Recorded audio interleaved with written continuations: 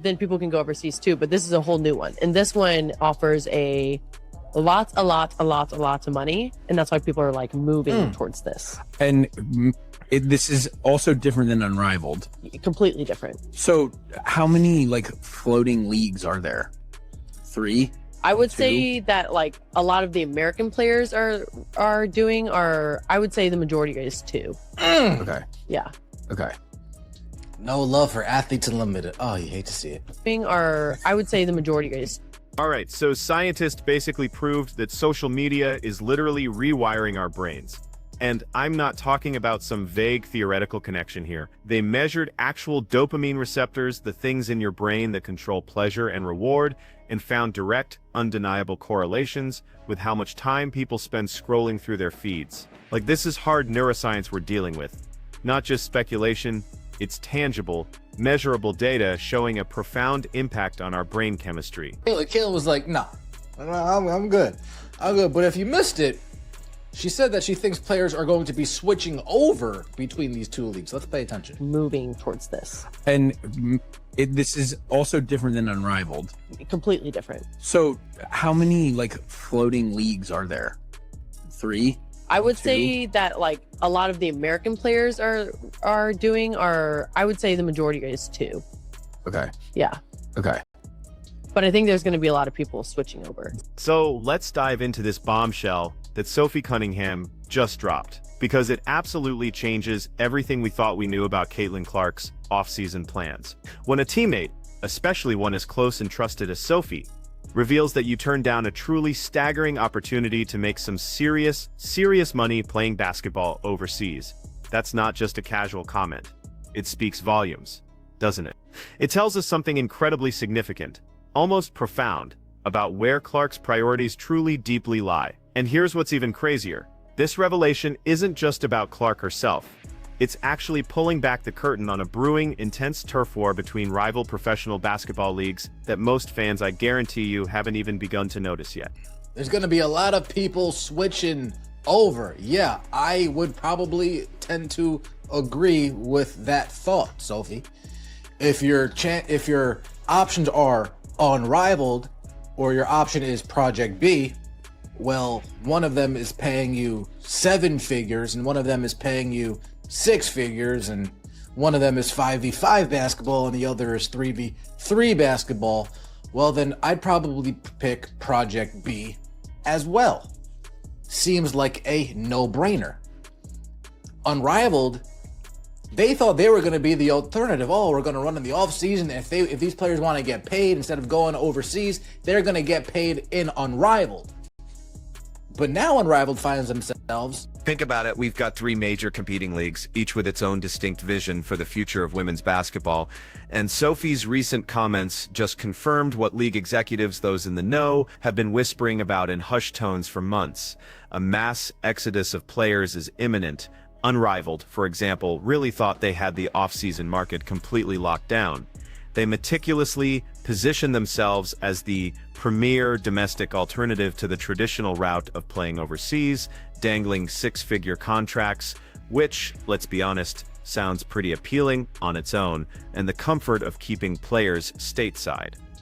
But then, almost out of nowhere, Project B bursts onto the scene, not just entering the chat, but completely dominating it, arriving with jaw-dropping 7-figure deals and the promise of full traditional 5-on-5 basketball, ditching any perceived 3-on-3 gimmicks that some players might have found less appealing. And here's where this entire situation gets incredibly interesting, even personal. Kelsey Mitchell, who is Clark's trusted backcourt partner with the Indiana Fever, has already committed to Project B, and Sophie Cunningham herself, the woman who spilled the beans, is also heading there. Now, these aren't just random role players, folks. We're talking about established stars, powerhouse athletes, who just finished an entire season playing side by side with Caitlin Clark, arguably the biggest draw in women's basketball history. And get this, both of them actively tried to recruit her to join them in Project B. Well, we have to say that she probably has already been offered. there's probably already been something thrown out in her direction as far as a contract goes, as far as an offer goes to Caitlin Clark.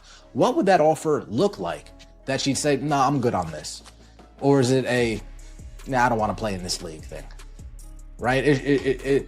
How enticing does the money need to be for Caitlin Clark to say, I really don't want to play in here, but this is money I can't turn down, right? Is it 5 million? Is it 10 million? Is it 15 million?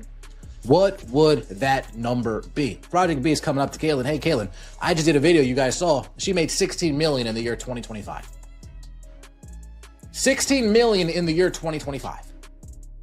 15 million and 820,000 of it from endorsement deals. So Project B, if I would guess, would have to equal something along that. If I had to get, if she's making 16 million, just taking herself from here to there, her name. That candid response from Sophie, just saying no, not really, tells you absolutely everything you need to know about the colossal financial chasm we're talking about between these leagues. Project B isn't just tossing a little extra cash unrivaled's way. They are offering what can only be described as transformational generational wealth.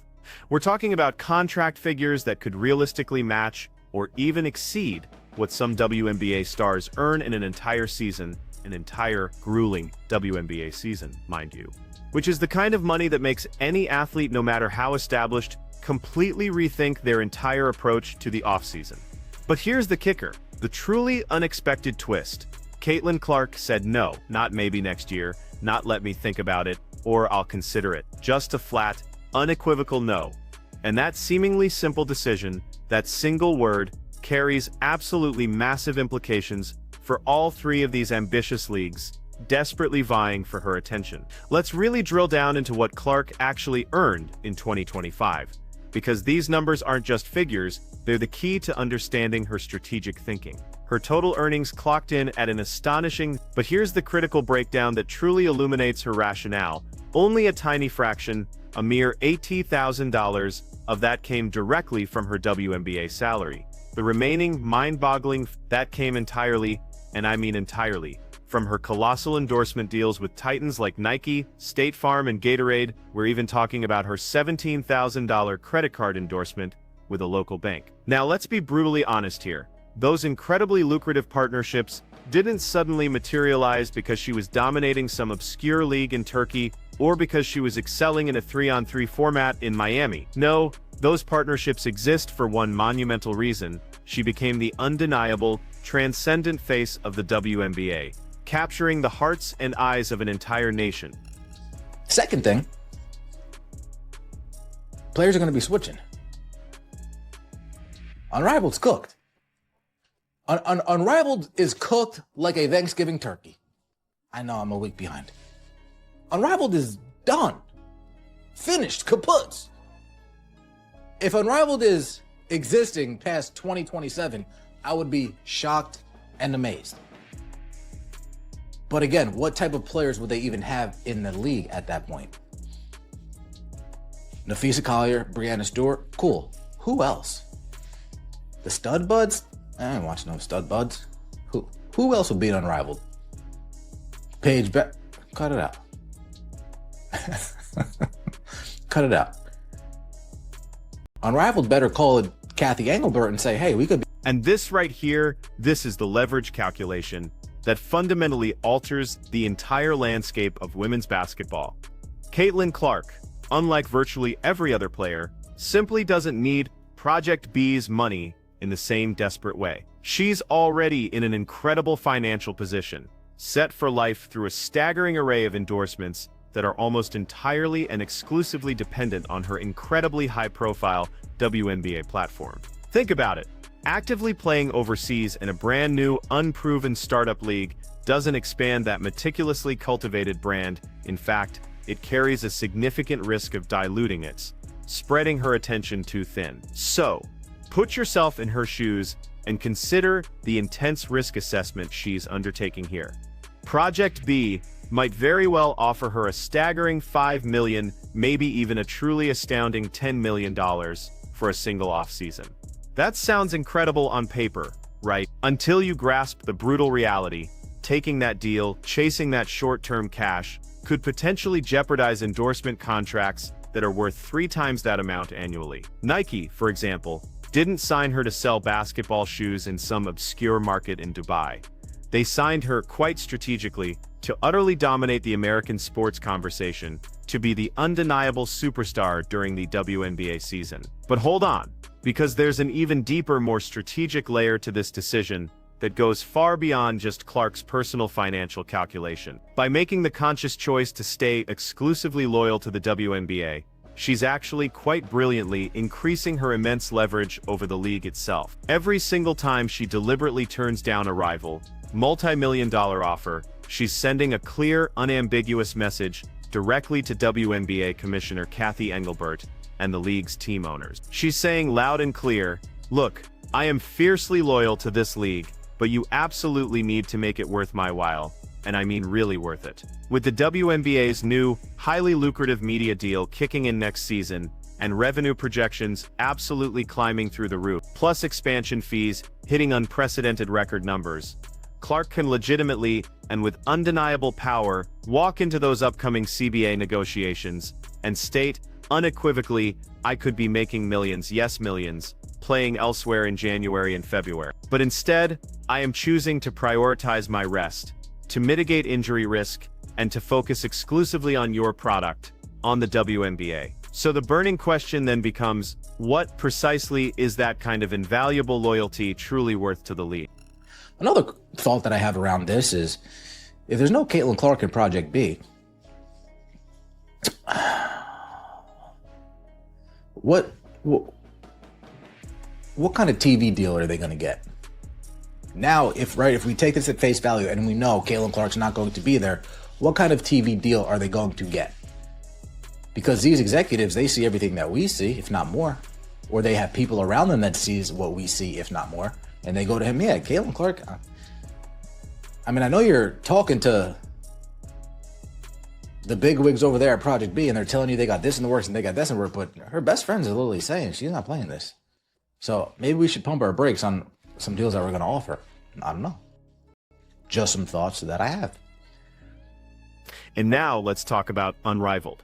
Because here's what is truly keeping their executives wide awake, tossing and turning in the middle of the night. They meticulously constructed their entire business model, their very existence, on the foundational premise of being the premier, undisputed off-season destination for top-tier WNBA players.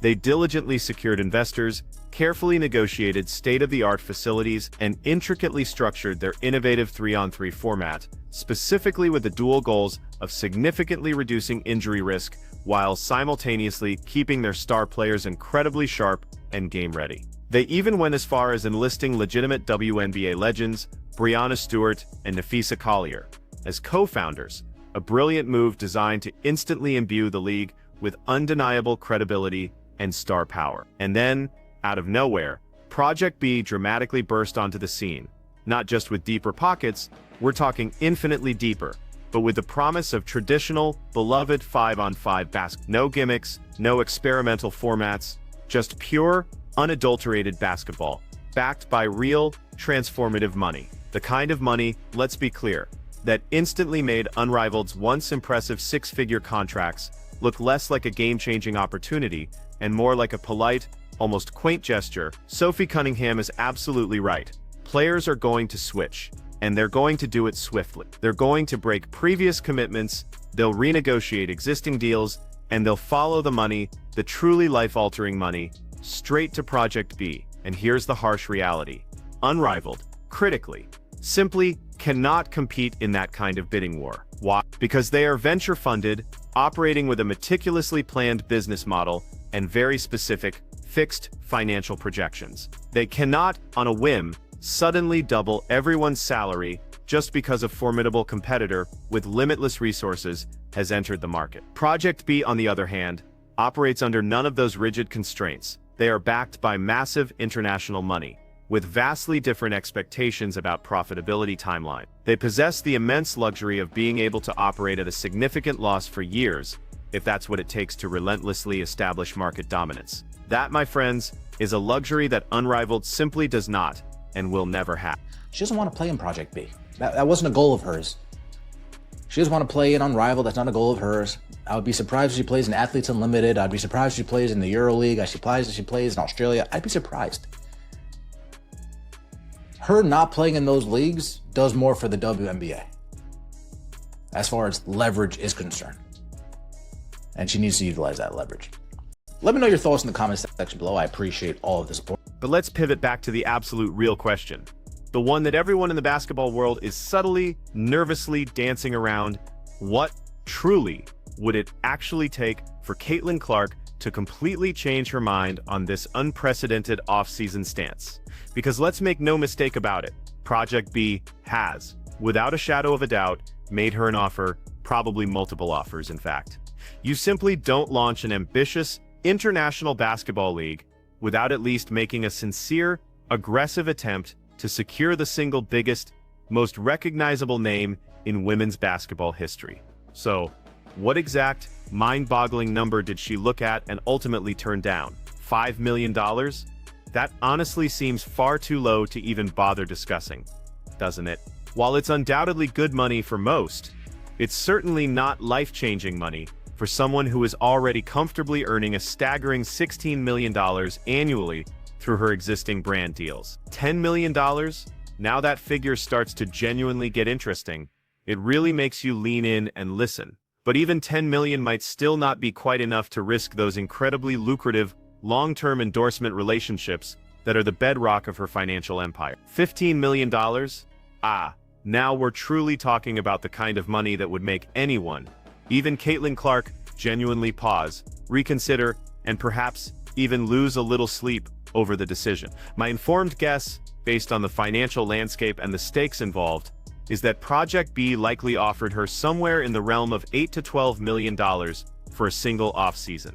And yet, she still firmly said no. And here's why that math only works if you deliberately choose to ignore the significant, often invisible, hidden costs associated with such a venture. Playing overseas means a drastic reduction in precious rest time, which is crucial for an athlete of her caliber. It carries an inherently higher injury risk, navigating different playing styles, travel, and unfamiliar facilities, and the potential for sheer fatigue that could profoundly impact her critical WNBA performance.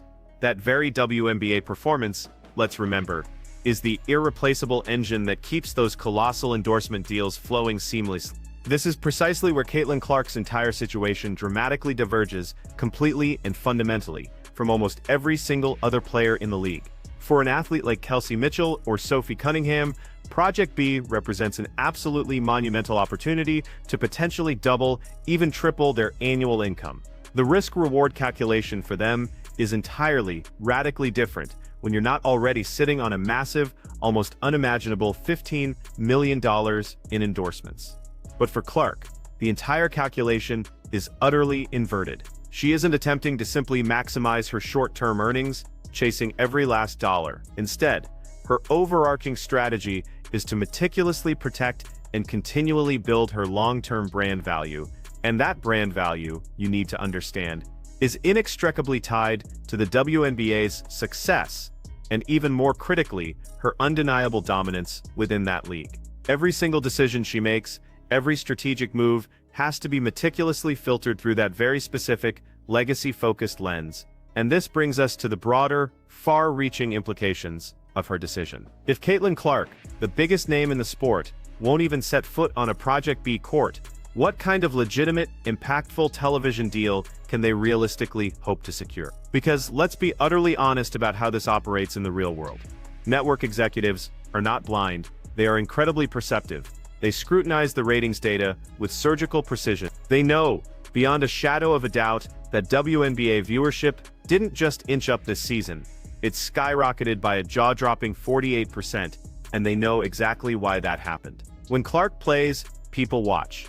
Period. When she doesn't, they demonstrably tune out. Project B could sign 50 incredibly talented players, a roster brimming with skill, and it simply won't matter if they can't achieve meaningful media distribution. And they absolutely cannot secure meaningful media distribution without a transcendent star, a household name that casual fans actually recognize, who makes people stop flipping channel. They desperately needed Caitlin Clark, not just as an exceptional player, but as their undeniable, magnetic marketing anchor. Without her, they are frankly just another overseas league that only the most hardcore fans might occasionally bother to stream. So now, the spotlight shifts, and we have to ask, what on earth happens to Unrivaled, the league we just discussed? Because they are now in an even more precarious, perhaps even worse, position. At least Project B possesses the deep financial resources and international backing to potentially survive a few years of significant losses while painstakingly attempting to build an audience.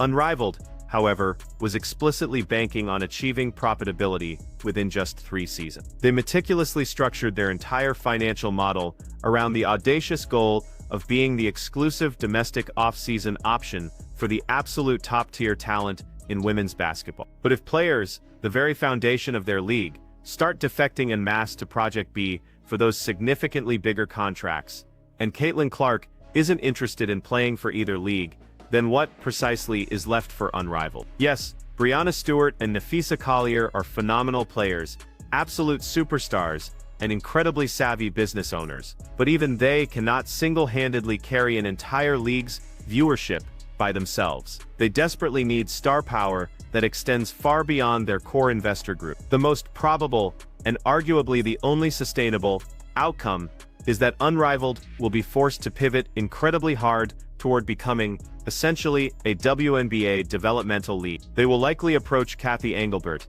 and the WNBA team owners, laying out the harsh reality: look, we simply cannot compete financially with this massive influx of international money, but what we can do is provide a highly structured, invaluable off-season program that keeps your players right here in the States, significantly reduces injury risk with our carefully designed 3-on-3 format, and crucially, develops younger talent within a controlled environment. In essence, they become the G League of women's basketball, a direct developmental pipeline. Now that is definitively not what they envisioned when they first launched with such grand ambitions, but it might just be their only viable path forward. The NBA and WNBA could then potentially subsidize these operations in exchange for having an official, structured development pipeline. Players get paid to stay domestic and remain incredibly sharp. Teams benefit from better talent development and reduced off-season injury concern. And in this scenario, everyone effectively wins, everyone, that is, except for Unrivaled's original audacious vision of being a truly independent rival league. But here's the profound point I keep circling back to, the real heart of this entire Caitlin Clark's monumental decision to stay WNBA exclusive isn't merely about protecting her staggering endorsements or cleverly avoiding injury risk. It runs far deeper than that. It's about understanding that her childhood dream wasn't simply to become a rich basketball player.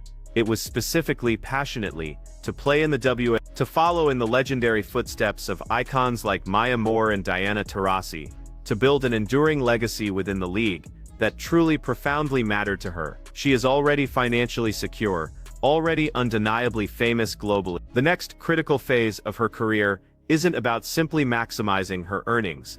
It's about cementing her unparalleled place in WNBA history. And you absolutely cannot achieve that kind of singular legacy if you're constantly splitting your focus between multiple leagues, diluting your impact, and scattering your attention. That precisely is why she said no to Sophie Cunningham's heartfelt recruitment. And that, my friends, is why she will probably continue to say no, regardless of how astronomically high Project B raises their already incredible offer. Because some decisions, the truly profound ones, aren't measured in dollars, they're measured in legacy. And Clark understands, with absolute clarity, that her legacy is tied directly, inextricably, to the WNBA's success and her central role within it. Which means the WNBA, in turn, better not dare take that fierce loyalty for granted.